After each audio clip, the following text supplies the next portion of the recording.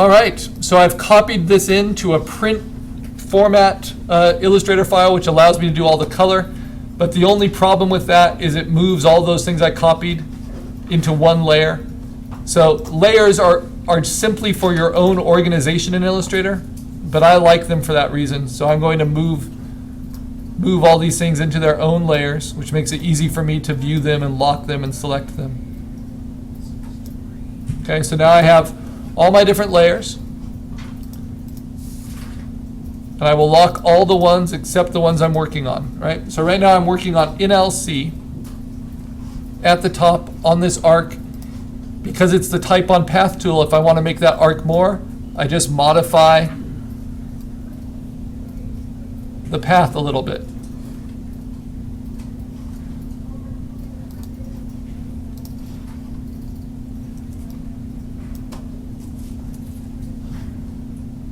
But it's going to show me when the path is outside of what that font can support at the sizes I have, which is annoying. So you just kind of keep working on it, because I do want it to be that big.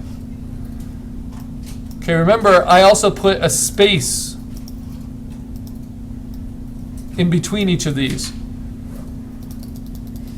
And that allows me to play with the spacing while it's still a font. But that space is what's making it a little bit difficult for me to curve this down as much as I want.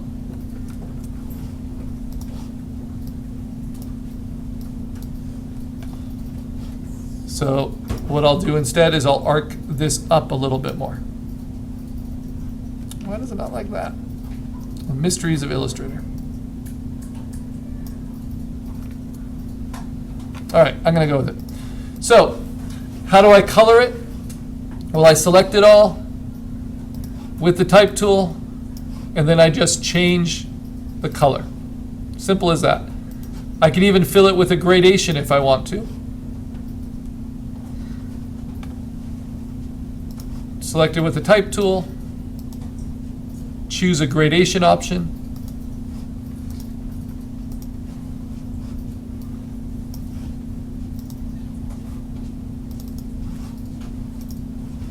Let's see if that font will support it. No. So the problem with having it tied to a font is it will only do one solid color. So there's a lot of reasons now. Just for this NLC, I want to modify this and make it my own. I also don't like how rigid it looks. So what do I do now? I select it, and then I right-click it, not with a font tool, but with just one of the selection tools. And then I say Create Outlines. Now it's smart, before you do that, to make a duplicate of it within the same layer. So I'm going to select it, copy it, edit, paste in place. So I have two copies in that same layer. And then I just turn off the copy underneath. And then on the one on top, I right-click and I say Create Outlines.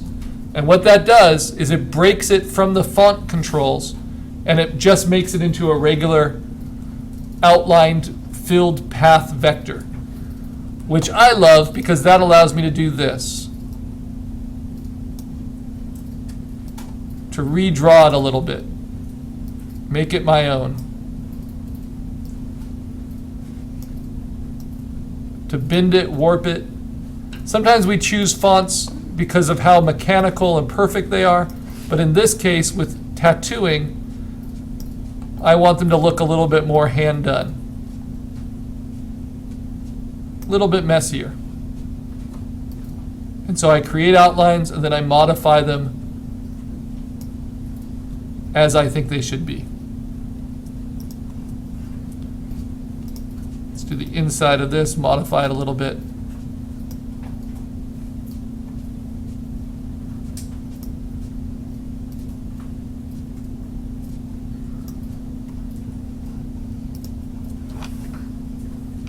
This looks a little too straight. Modify that a little bit. Remember, vectors are incredibly sensitive things. So now look at the difference between the N that I modified and the L and the C, which I haven't modified. I'm much happier for my own personal aesthetic and for my illustration, I'm much happier with this because I've added my own little customizations to it. There are other ways to modify as well. I can use the large selection tool and just modify the shapes and the size of individual letters. So I can squeeze my in a little bit, rotate it a little bit. Now I don't need to type it on a path anymore. So I can move it independently and place it and rotate it independently. That is only after you create your outlines. Or the C, I can do the same thing. After I've selected just the C, I can use the large type tool to squeeze it a little bit, to rotate it a little bit more, to move it a little bit lower down, make it a little bit taller. And then, of course, because it's just vector outlines, I could use a pencil tool and redraw it a little bit so it doesn't look so perfect. My family is always complaining about how perfect I am. Sometimes you got to make things a little less perfect. That was a joke. There we go.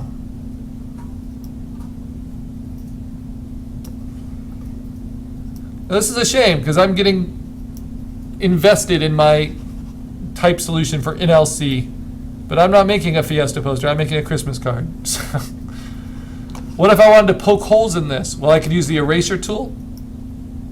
I can give myself a little open space there and then modify that. Remember, you double click on the eraser tool to change the size. This might allow me to add some color behind it. So it's just like any other vector that we've used.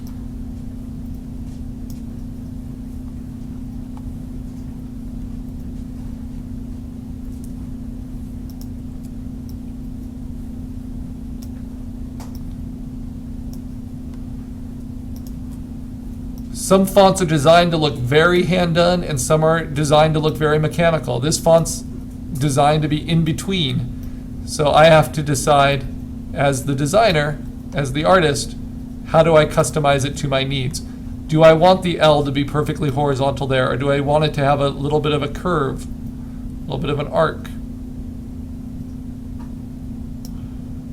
So that's what we mean when we say customizing text design.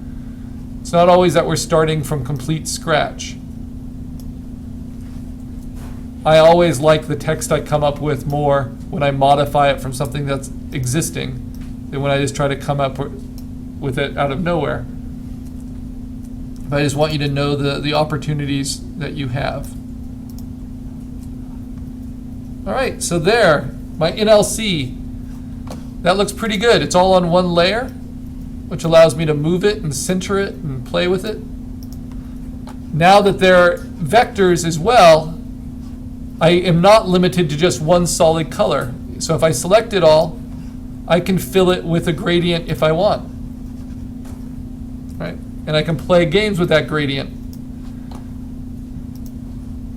I can use a different angle. I can try different colors. Let's throw a blue in there. And a green.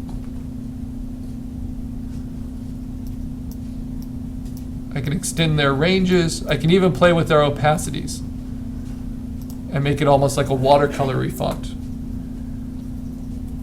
Also, because now they're just vector paths and they're filled paths, if I want to, I can also add a stroke to them. Right now there's no stroke.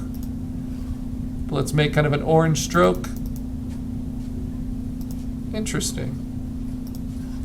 Right? Oh, that's a little too thick. Let's vary that.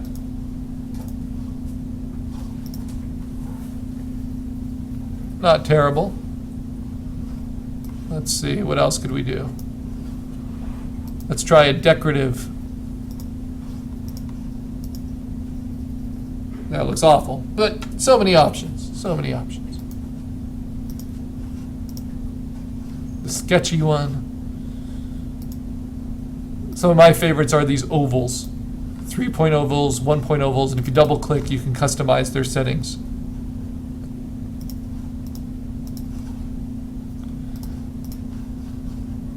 And I can adjust that stroke color separately from my fill color. I could even make the stroke a gradation if I wanted to do that for some reason.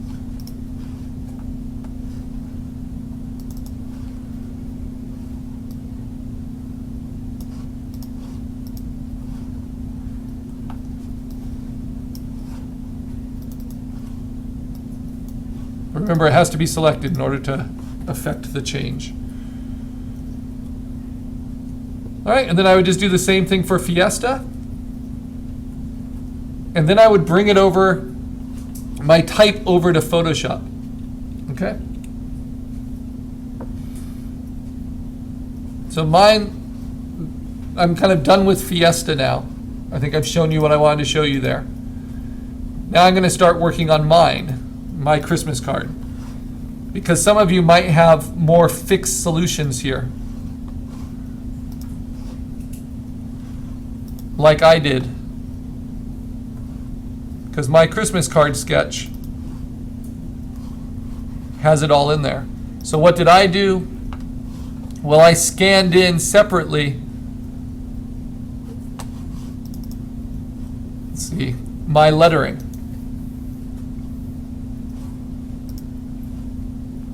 Oh, I think I even made it into a vector already, maybe. No such luck. All right. So you can also do hand lettering. You do not need to adapt from a font. You can do it all yourself.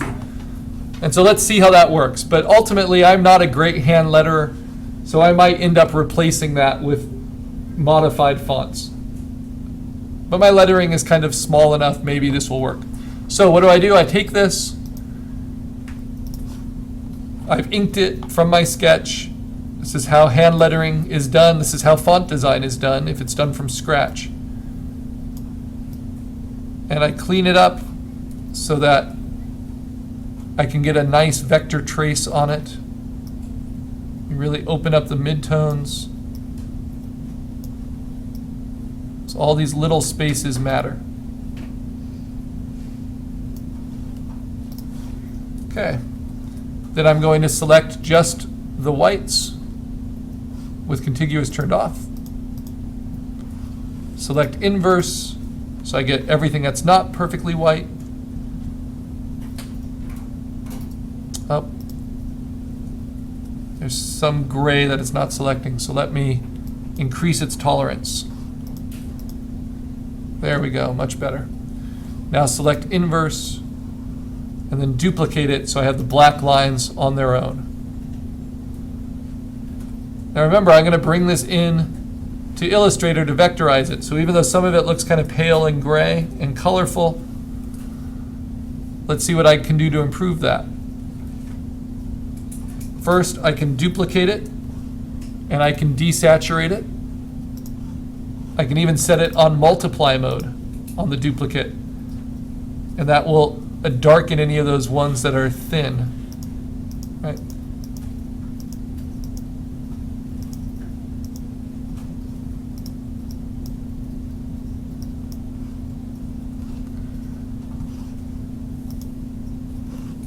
And now I save it as a PNG, as a test, because this file is nothing. This is just to get a vector. It's not a file I'm going to go back to for any reason. I just want to use it to output a vector. Then I go to my desktop. This is all review, and I open it with Illustrator, that PNG. And then I'm going to image trace it, and I don't want it to thicken it up, so I'm going to go with black and white logo at high resolution, and then I'm going to go to advanced and say ignore white. And I'm going to look and see what kind of job it did. And I can modify the settings. So I think I want to allow I love how it smoothed out my banner. I want to allow maybe a little bit more noise, so the whites within the letters can be a little fuller. That didn't seem to help all that much.